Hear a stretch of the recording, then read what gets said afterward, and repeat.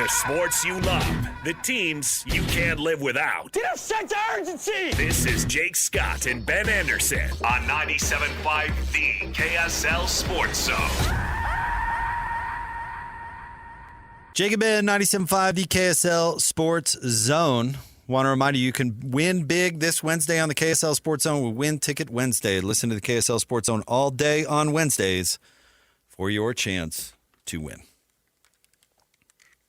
Kind of interesting that we've talked a lot about Utah replacing their coaching staff. What's BYU going to do with their defensive coordinator?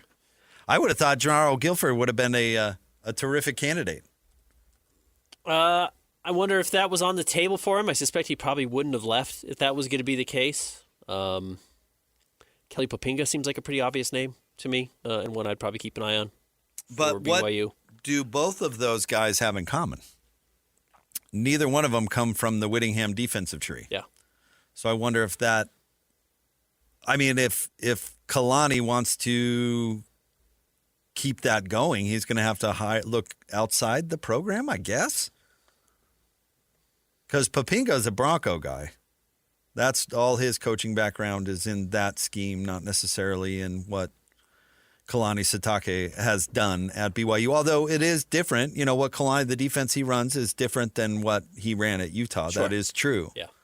So maybe that – I'm just curious that the names we've seen as far as promotion or, in this case, promotion to DC at BYU were not necessarily Fred Sr., not from that scheme, Fred Whittingham Sr. I'm a little surprised that it hasn't been announced already. In all honesty, I wondered if Kalani had seen this writing on the wall as soon as Witt got the Michigan job, the same way clearly Morgan Scalley did with his guys, and had a week, and after the bowl game, et cetera, knew kind of which direction he was going to head in. I'm sure Kalani does, and maybe they will name that person today, but I'll be curious which direction they go. And you're right, it's going to be a change.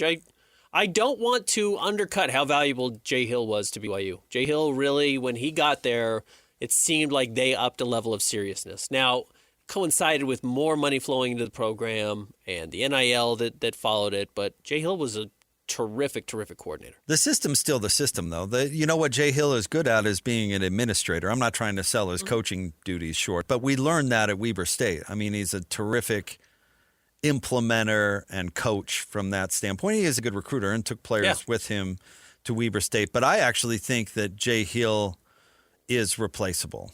Sure, everyone's replaceable. Yeah, head coaches are replaceable. Coordinators have to be as well. The system is the system. That's why I'm curious to see who they hire, because you just keep the system going. Big guys are replaceable when you keep it within the system. That's been the magic of Kyle Whittingham's defensive coordinators at Utah. Right. 4 or 5 different faces? They all do the same thing. And they all did well. Right. That's why it's interesting that Gary Anderson doesn't want to be a coordinator. He just wants to be a consultant and likes the lifestyle, because he would be the natural fit. Yeah. And you keep him on staff and you have him there doing it anyway. But the system is the system. As long as I don't see him going back to the 3-3-5 stack, right? I mean, they're not going to make some dramatic change. I actually think if Poppinga took him more in the direction of like a Bronco defense, that would be a really dramatic change. I don't think they do that. Or if they promoted Poppinga, he would, I think, be expected to coach in Kalani's fashion. Does that make any sense? Yeah, he would have to adjust to BYU, not the other way around. And he's been at BYU. But yes, would have to adopt what they've been doing versus trying to implement his own thing. Right. I think hiring an offensive coordinator at Utah was a far more important thing than the defensive coordinator at BYU, because that was going to determine the direction of the whole team. What kind of offense do you implement, all this stuff. You're not married to anything. Utah wasn't married to Jason Beck's system. It was good last year, but they weren't. They could have, to your point, hired a different coordinator who would bring in a different quarterback. It was important which direction that they picked. Yeah. I don't think BYU is going to go in any sort of different direction defensively without Jay Hill. Stylistically. Yeah. Yeah. I get that. Fine. Production is a different story. And the point is, Itu Iaki came from the same style and wasn't the administrator Jay Hill was. And I think that's part of the reason Jay Hill succeeded where maybe Coach Tuiaki did not. But you can find plenty of coaches that came up through this system. Yeah. I would think. Yeah. So I'm curious to see what happens, but I don't think that hire is as important, if that makes any sense. Who they hire as a cornerback coach, I think, is really important. And whoever is coming in to coach the secondary, getting Satawala back is a huge plus. They've had some wins already at BYU, even with the loss of Jay Hill. Well, BYU has resources. They're not going to get their players rated as easily. Yeah, they're not going to be outspent for the most part. They're not. And Michigan probably can outspend BYU, maybe. I don't know what the condition of Michigan's donor class is. I'm assuming it's pretty good. But Michigan also has a wider pool to recruit from than BYU does. BYU holding on to Satawala is more important than Michigan getting him. Maybe. So they can go out and say, well, Satawala is one of the best safeties in college football, right? And Michigan says, yeah, but we can also make a run at all of the other best safeties in college football as well. Like that is something that opens up for them that is not at play when you're coaching a school in Utah. So BYU has a reason to hold on to him more so. I get it, but I think BYU's recruiting pool has opened up substantially. Yeah, it has. Where that is less true now than it was 5 years ago. Of course. 10 years ago. Yeah. I mean, and I'm not trying to be flippant or whatever, but they had a weed DUI and the guy was back in 2 games. Yeah, he was. And it's not being talked about anymore. No. Yeah. No, and it's BYU is just not different anymore. Not as different, certainly. I would say not different, period. Well, Jake Retzlaff had to transfer. Yeah, they're different.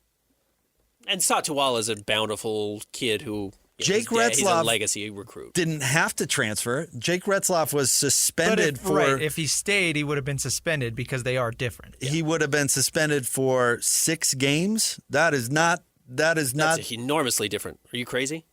That's not the BYU of old, which is my point. No, it's not, but it's way different than every other school in the country. Well, depending on how the allegations went, and we know how they went. Mm-hmm. But, yeah, he would have been suspended at other schools had the legal process played out a little bit differently. Which it did not. Yep. But Brandon Davies had to leave school for a whole year. Mm-hmm. Jamal Williams. So, I don't know. BYU is not different. Now, they may go out and still try to claim they're different. They're not. I think the honor code is still a thing on paper. I think they're certainly not as different as they used to be. I'm not so sure that it's still a thing in enforcement. I think you're right that they are less different now than they ever have been. So I don't know how, and BYU was pretty dang good when they had all those restrictions. And I think that's part of why they are now competing for conference titles. Mm-hmm. It's because they're not suspending the star running back anymore. I'm not trying to slander anybody. I'm just saying they're not doing that. And if somebody accidentally finds out, they're going to do as little as possible, which makes them no different than anywhere else. Yeah, I think that's probably fair. So, no, BYU's in a good spot. BYU will survive the Jay Hill departure. I don't know if they're going to find a coordinator better than Jay Hill. My guess would be they probably won't. I think Jay was really good. But, it shouldn't be a total collapse. Now, Kalani can go spend on a name if he wants to. Yeah, he can. And go way outside the box. But the timing issue of it stinks. It stinks for Utah and it stinks for BYU. Everybody's found their next job already. And so now you're just, again, Utah just goes with what's familiar because it's the only person they can talk into leaving their current gig. Yeah. Kevin Given just had to move down the canyon. Right. And they brought back Chad, the receivers coach, Bumpus? Yeah. He's familiar with Utah. Probably liked it when he worked here. Yeah. Inoki Brechterfield is the most outside the box name. And he did do what we're kind of talking about, where he had accepted the job at Oregon State and then backed out. He accepted it, I think, right before Christmas. And then Utah was able to go poach him and bring him here with no real ties. Well, I guess he has some ties to State. He coached at Weber State. But it's not. Otherwise, everyone's But what close. league is Oregon State in? Yeah, right. A nothing league, with all due respect. Well, they do a league with no resources. Yeah. Utah has more resources than the Beavs, so they probably paid to get him. Absolutely, yeah, no question. But to go get a name, quote unquote, a name that is currently has a job, I don't think Utah has the resources to do that. Yeah, I don't. Or isn't willing to spend them. Well, look. There's rumors about they're not willing to cover buyouts for assistant coaches at other universities. I don't know how true that is, but there's That's the rumor. That's the rumor. I don't think Utah has a coach moving into a job that looks like an upgrade from anybody they had last year. And that doesn't mean they won't be by the time they take the job. But I don't think Utah has a single person that is more proven than the last guy who had the job. Well, more proven. I don't know. Kevin McGivern's probably more proven than Jason Beck. Beck's only been a coordinator for this going into his third year. Had what, the third best offense in college football? No, last I year? get it, but how long has he done the job? Well, yeah, I mean, he's not punched his ticket to the Hall of Fame, but he's proven. I mean, he went out there on the field and did it in New Mexico, and then he went and did it at Utah. I mean, that's a rising star. Yeah, but Kevin McGivern's been a coordinator for a decade more. I don't know. I'd have to go look at it. Jason Beck has been a coordinator for a very short period of time. So I don't know. Proven. I mean, I think that's overrated when it comes to assistant coaches. Honestly. So do I. But if you're looking at name value, winning a press conference, which again I don't really care about, it's what you do on the field. But if you're looking at upgrades or downgrades or what you were hoping to accomplish there, I mean, we're talking about how Kalani can go out there and hire a big name. Utah didn't go out there and hire a big name. Utah did not go out there and improve on position coaches. Now, maybe they will again next year by the time they're on the field, but not a lot of proven production that we're seeing from Utah. Sure, but let me put it this way. I don't think it's any guarantee that Jason Beck's any good at Michigan. Yeah, I don't think that's even close to a given. How much of his success at Utah was due to himself or due to built-in advantages? He didn't recruit any of those offensive linemen. Right, it was very helpful. So you had this 40-plus points per game behind the best offensive line in the country. He had nothing to do with that. Yeah, it's not surprising. You had a great running game. Shocker. Yeah, you had two first-round draft picks to tackle. He brought in a quarterback, and I'm underselling it for a reason, but who was fine. Dampier was fine. He wasn't the entire reason that Utah had a decent offense. In fact, I think he was the reason they lost to Texas Tech, frankly. Mm-hmm. So, I mean, it wasn't all... I guess if we're saying that Jason Beck is proven, that will earn him nothing at Michigan. Like it earned him nothing at Utah and earned him nothing at New Mexico. Yeah. They could hire they were talking about, what's that Arroyo's first name? Why am I forgetting it? Marcus Arroyo. You know he was terrible at Oregon, right? That people are like, oh, he coached Justin Herbert. Yeah, put the absolute reins on him. Do you remember the take from Oregon fans and Oregon Nation after they steamrolled Utah in the Pac-12 title? They were like, you finally let Coach Justin Herbert do something. He was run out of town. Yeah.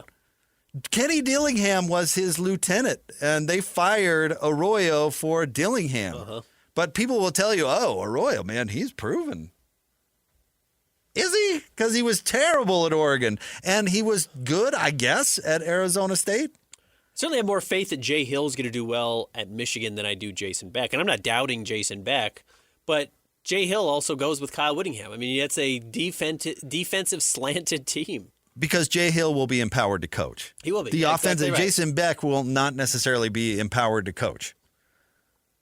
Because no Kyle Whittingham offensive coordinator is empowered to coach. Agreed. And maybe Beck more so than other examples, but I mean, A-Rod is a good offensive coordinator. He is. Yeah. And if we want to talk about proven, I mean, I don't know what more he could do than his run at BYU to prove that he is a good offensive coordinator. He was terrible at Utah. He was. Well, terrible. I'm overselling that. He wasn't necessarily. He still won.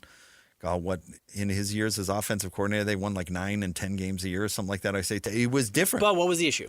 He was not allowed to coach. Yeah, he had the reins on him. He goes to BYU and gets up to that position where he's the head coach, the offensive coordinator, and all of a sudden he's flourishing, and Utah fans are saying, why didn't that happen here? And that can still be the biggest difference. Maybe we can see that from Morgan Scalley. And like you said, maybe that's what we saw in the Vegas Bowl. Maybe Morgan will actually let his teams on the offensive side of the ball play a little bit, which Utah did do this year, but historically was not the case under Witt. Utah kind of did this year, though. That's the thing. Like, Utah's offense was not the air raid. It was not. I mean, you can look at it at the numbers and go, the fourth best offense. They could not pass. Right.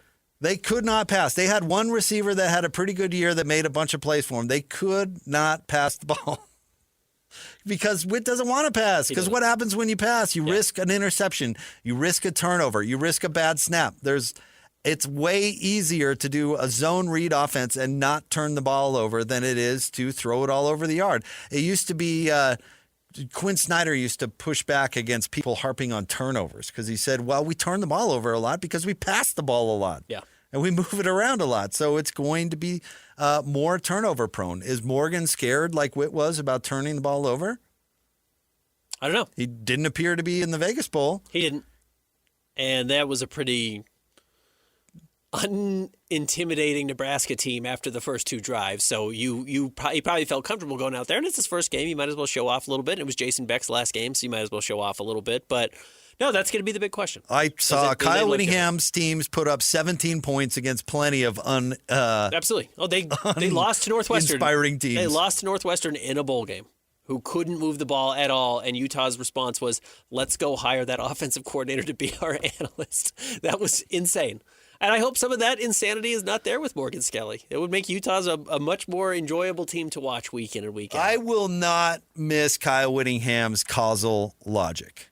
I'm totally with you. He has this number in his mind that if you lose the turnover battle, you have this % chance of winning the game, and it's low. So I'm going to focus on that and that alone. Kyle Whittingham has a very weird decision-making process. In some ways, we talked about this again over the last week, is that he is really knee-jerk reaction-y. He did not like defending or scheming against dual-threat quarterbacks. So he said, I'm going to go get dual-threat quarterbacks. That's a big part of it. Now, you're right. It's also easier to move the ball. It's harder to find pro-style guys. But he didn't like coaching against them, so he went out and recruited them.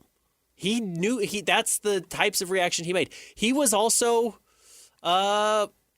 ornery, I guess is a little bit of a word we can use. You know, there's the famous Washington timeout game that cost him a game, and his unwillingness to back off and say he made a mistake when clearly he did. And he will double down on those types of things because he was so particular and at times headstrong. And I do think that's what we are seeing right now with him going to Michigan, is some of that particularity and headstrongness taking the guys with him to stick it to Utah. All right, stay tuned. We'll get to more Jake and Ben straight ahead. 97.5 the KSL Sports Zone. Who's got it better than us? No! Your home for the best sports coverage in Utah. You're listening to Jake Scott and Ben Anderson on 97.5 the KSL Sports Zone. Jake and Ben, 97.5 the KSL Sports Zone. Jake Scott, Ben Anderson, thank you for making us a part of your day. What do they traditionally call today, the first day after the last day of the NFL season? When Black it comes Monday. To Black Monday. All these coaches are getting canned. Let's see. The Falcons fired Raheem Morris. The Raiders decided to part ways with Pete Carroll. Yep. And now there are rumors out there, according to reports, that Bill Belichick and the adult novelty heiress would be open to considering an NFL gig. Well, a lot of people are saying the Falcons because Arthur Blank considered hiring Bill before he hired Raheem Morris. I thought Vegas would be good for the novelty industry. For the heiress. Yeah, there could be too much competition already. Well, she's making the decisions, so you're right. But that's not how winners think, Christian. That's how losers think. You're bringing a loser's mentality to the adult novelty business, and there's no room for it. They're thinking they're going to go in, they're going to run the town. But what's funny is these Gannon also out in Arizona, by the way. and Stefanski in Cleveland. But what's funny about most of these positions is they should be firing the owner.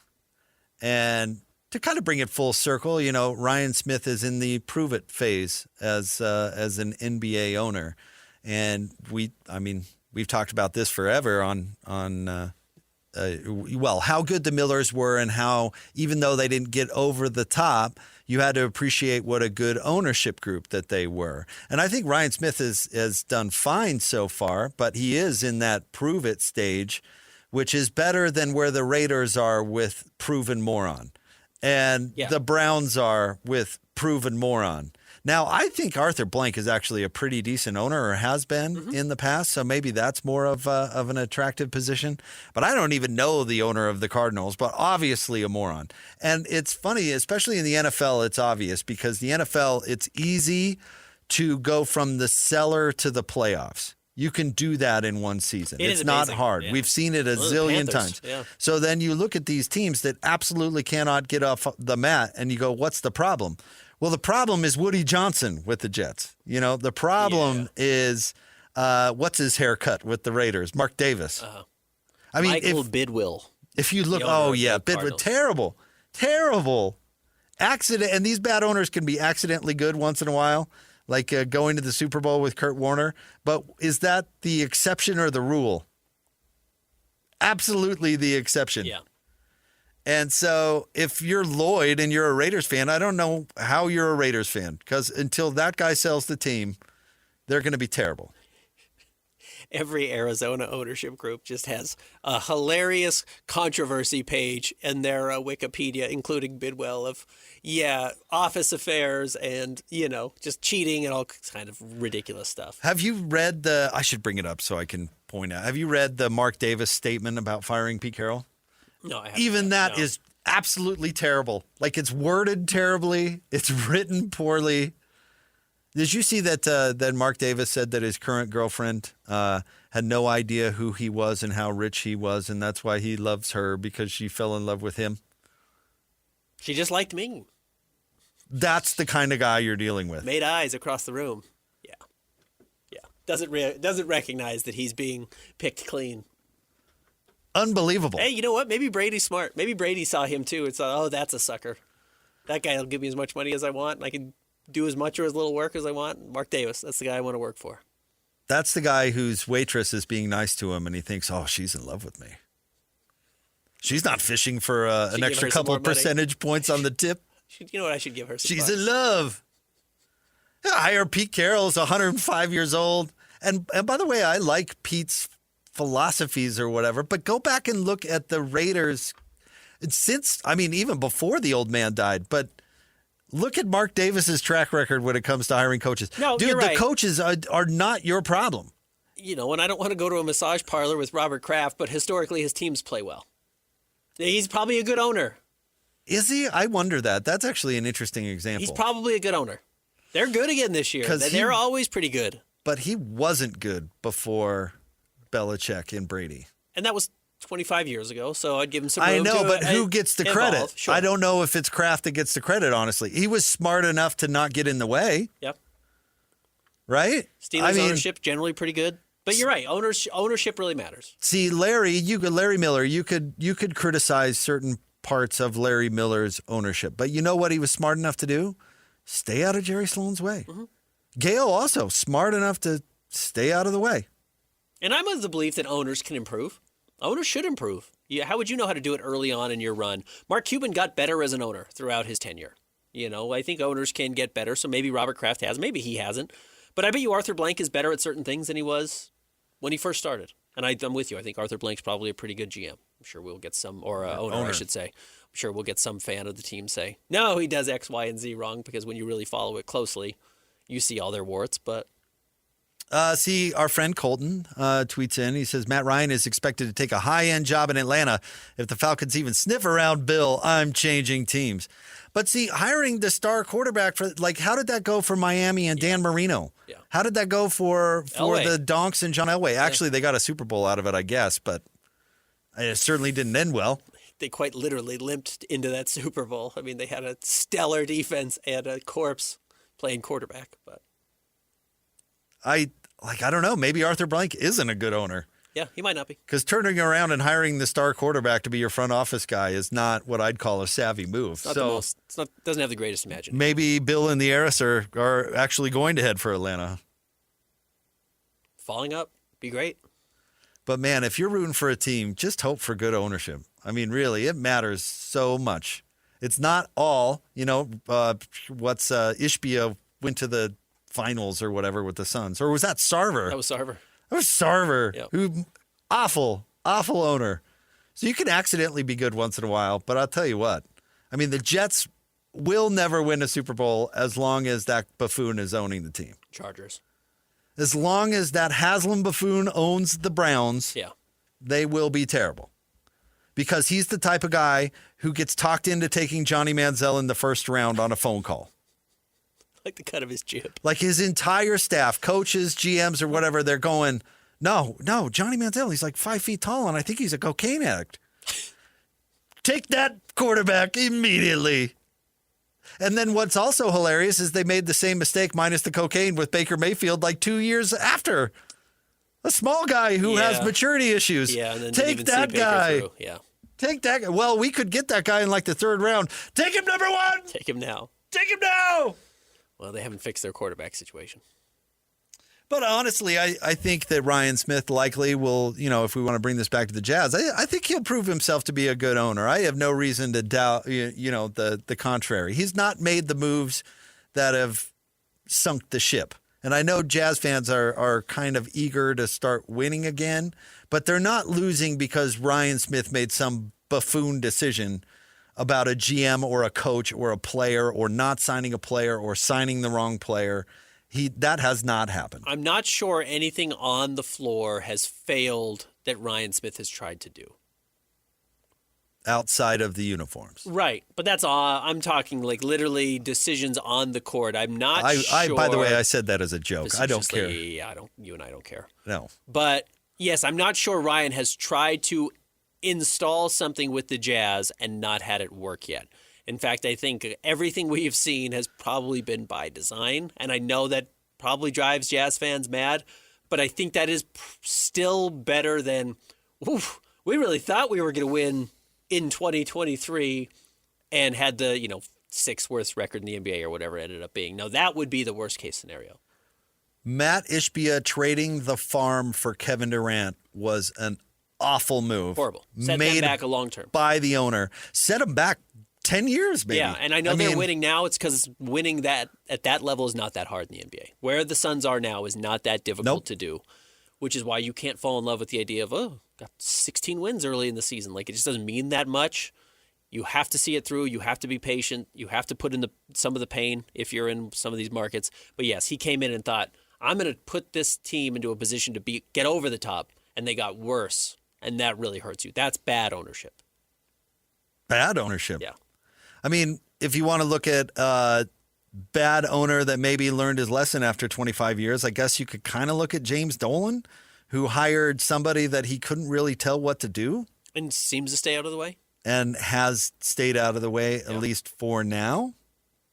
I mean, you would have thought Isaiah Thomas or any of these or Phil Jackson or any of these other guys that he hired would have done that, but he didn't leave them alone. Kept hiring Isaiah Thomas over and over again. How many bozo, terrible owner decisions has Jane Dolan made? Dozens? Yeah, 20. Dozens? Yeah.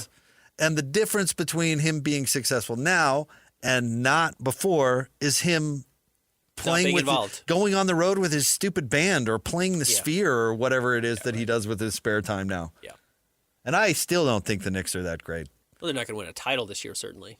Or ever. Yeah. So, well, he's the owner. That's what I'm saying. Yeah, absolutely. It caps you. I mean, say what you will about the Steelers, but they've got great ownership. And they've been in the playoffs, most 90% of the time since the 70s? And have 5 Super Bowls as a franchise? No, 6. Did the Broncos change ownership? Yeah, they're The owned Waltons by bought the them. Waltons. And they have unlimited money, but they had good ownership, and now they have seemingly pretty good ownership as well. Yeah, Pat Bowlen was the owner since the 80s. He did a good job, and then he passed away. Coincidentally, that's when they were bad, when it transitioned to Bolen's daughters, and then the Walton family bought it. Yeah. I mean, York's for the 49ers have generally been pretty good owners, right? They've been there for a while. Am I right on that? Portland, the Jazz opponent tonight, may never be good again. Yeah. Because Paul Allen was a good owner. His kids have done a pretty subpar job, and now they're selling it to, I don't even know. The Carolina Hurricanes guy. Oh, yeah, the guy who used to be with, or still is, I guess, with RSL, right? Does he have a part of that? I believe that. So, yeah, we'll see. But it's so important. So important. And it's interesting because, yes, the Trailblazers can't get off the mat, and the Allens have done a borderline very good job with the Seahawks. But that might just be where their interest is. I think did they buy the Blazers first? I think they bought the Blazers before the Seahawks. The Seahawks ownership pre-Allen was terrible. Mm-hmm. If you remember back that far. But it's been very relevant. Seahawks really matter. Was it it's the Sixers guy who's involved with RSL. I'm sorry, Blitzer. I'm getting Blitzer. Yeah, I'm getting. He owns the Devils. I'm getting Wrong hockey team. my guys confused. No, the Hurricanes guy was the guy who started that stupid football league and then left it to die. That's right. The Utah AHL Stallions or whatever Not that was. AHL, AFL. Was it even the AFL? AAF. AAF. That's right. Alliance of American Football. I've still got my hat. I've still got my Stallions hat in case they come back. So there's a better than average chance that guy's a huge bozo? It might be. Carolina's been good, though. Hurricanes have been a good hockey team. So, all right, stay tuned. We wrap up the Jake and Ben Show. Coming up next, 97.5, the KSL Sports Zone. Whether it's the Jazz, Utes, Cougars, or Aggies, these guys have got you covered.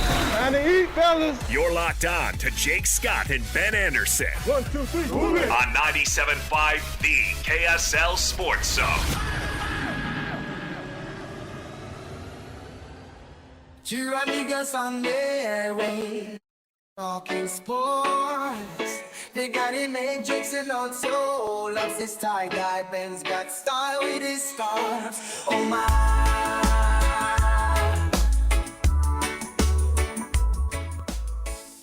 Jake and Ben, 97.5, the KSL Sports Zone. Jake Scott, Ben Anderson, wrapping up a Monday show. Feels weird. So glad the holidays are over. yeah? Just get back to a little routine. Yeah. The girls have a good Christmas? Oh, man. I had a great Christmas. Yeah, good. Yeah, I don't like fun. I don't like happiness. Hey, there's a reason. What is that silly song where the mom and dad can hardly wait for school to start again? Yeah. I'm not the only one. Don't play it's this I hate fun. Yeah, we're all eager You said it, not me. for the holidays to be Did you guys over. get Christmas taken down? Oh, yeah. Because you guys went on vacation for a while. We did. So did you do it before or after? We did it before. Oh, wow. So you guys got it like the 26th. The tree was out the door.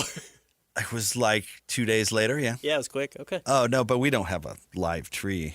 Yeah, sure. My wife and I tried that for a couple of years. I've told you this, that my wife and I have whatever the opposite of green thumb is, that's us. Okay.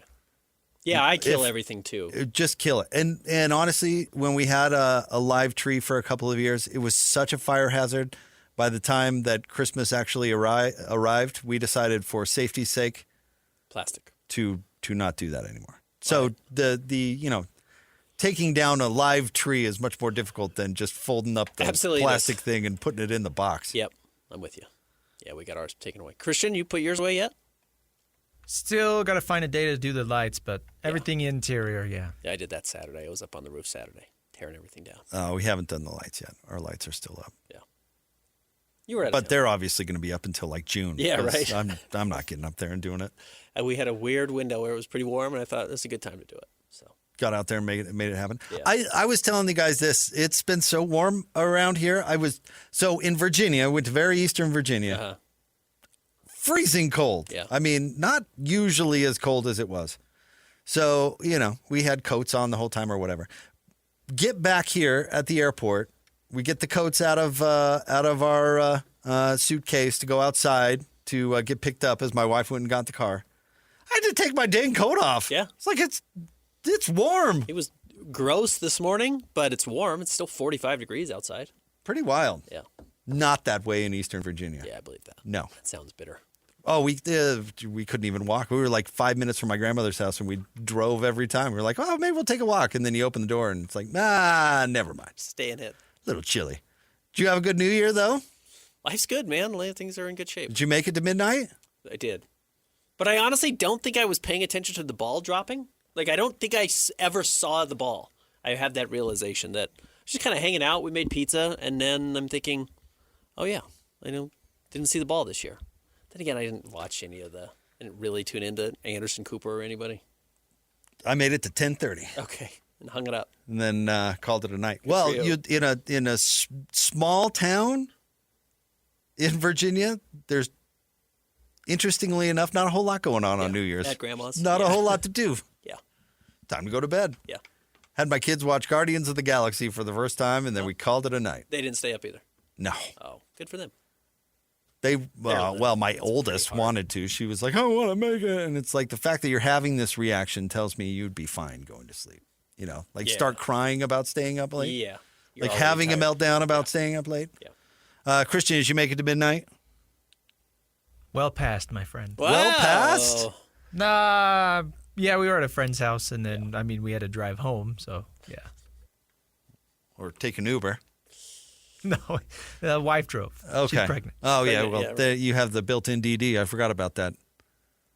That's kind of how nice for you. It's very convenient. Yeah. Let me tell you.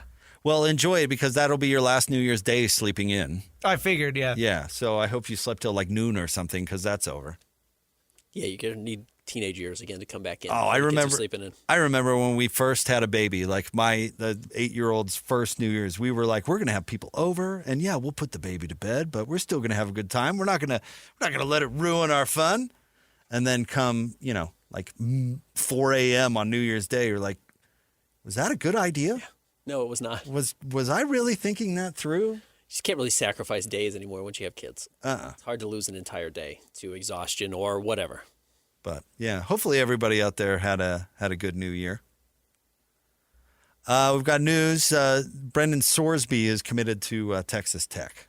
It's a big upgrade. They couldn't move the ball quite literally in their bowl game or in their playoff game. They were headed to 0, which is bozo behavior for our friends at Texas Tech. And Sorsby, we'll see if he clicks in. That was seemed like a very likable team. No one really seems to like Sorsby that works with him. So we'll see how he performs there. But talent wins. You see what they think the going rate is for him? $4 million? $4 to $5 million now for the top quarterback transfers? Oh, every quarterback in the country who's had a mild amount of success should go into the transfer portal as soon as they can. Yeah. Right. I mean, Because- even Dan Pierre. But honestly, Regardless. it was proven out. I don't think Texas Tech was that good. Defense was absurdly good. Sure, but there are two sides of the ball. We've seen a lot of really good defensive Utah football teams that were not legendary teams. And I was thinking about this too, and maybe there's something to this with Utah's offense and Jason Beck and all that. I don't think the defense is in the Big 12 or anything to write home about. I think Utah's was kind of good last year. Utah, BYU, and Texas Tech had good defenses. I don't know if you could throw Utah's defense into the good category after the way they closed the year. Their last 2 games might have subbed the bowl game. The Sands, the bowl game. Bowl game was fine. Yeah, but they were good, not great. And BYU's was good. But the rest of the league, who had a good defense in the rest of the league? I don't know how many good teams there were. Again, I'm not. Because you look at statistically speaking, hold on, Ben. Let me bring up our stats. Statistically speaking, Texas Tech's offense was awesome. But how was that defense when that offense when they played against a defense? Truly non-existent. But we look at you look at Utah, 4th in the country in total offense or whatever it is. Let me look where Texas Tech was at in total offense. Hold on. I'm pretty sure it was top Through 10. the roof, yeah. 5th. 5th, yeah. One spot behind Utah. Yeah. And when we saw them play against Utah, they couldn't move the ball at all until the 4th quarter, and their backup quarterback came in, and Utah was pretty unprepared for him. But, yeah, other than that, they moved the ball at will against Big 12 defenses, but they were not good Big 12 defense. I mean, Utah was averaging 40 points a game and couldn't throw the ball. And couldn't throw the ball. And Utah was averaging 482 total yards a game. And the offensive line was awesome, and they could run it down everybody's throat. But when they ran into a team that had a reasonable defense, 2 teams that they played with reasonable defenses, Texas Tech and BYU, they couldn't move the ball. You know, it's funny. If you've ever looked at national leaders when it comes to rushing offense, it's always skewed. The top 5 are always the option teams, like Army, Navy. Formerly Georgia Tech. Right. So you want to know the top 5 rushing offenses in the country? What were they? Navy, number 1. Okay. Utah, number 2. Air Force, 3. Army, 4. Jackson State, 5. All option teams except for Utah. It is funny how much Utah really was not a gimmick, but pretty gimmicky. Oh, you absolutely can call it a gimmick. Yeah. 100%. They were a spread option gimmick, Yeah. With very little downfield passing. if at all, Yeah, almost none. until the bowl game, which Yeah. I thought there was a lot of positives. If you're looking to read into how it's going to go for Morgan Scalley in one game, That was my number one takeaway. The mistake, though, Witt was so funny about it. Witt tried to avoid this at all costs to the point where he hurt his teams, which is never show off your best receiver or your pass catcher because you're going to lose him to the transfer portal. We'll see. Maybe J.J. Buchanan comes back. His coach obviously went with Witt, another Whittingham, to Michigan. So we'll see if he comes back. And Bentley's graduating, right? That was just his last game overall. But, Witt didn't want to show off any pass catchers because when that happened, they immediately jumped in the portal and left. Greener pastures. Indeed. All right, stay tuned. Hans and Scotty G are coming up next. We'll talk to you tomorrow Thanks, on the Christian. Jake and Ben Show, 97.5, the KSL Sports Zone.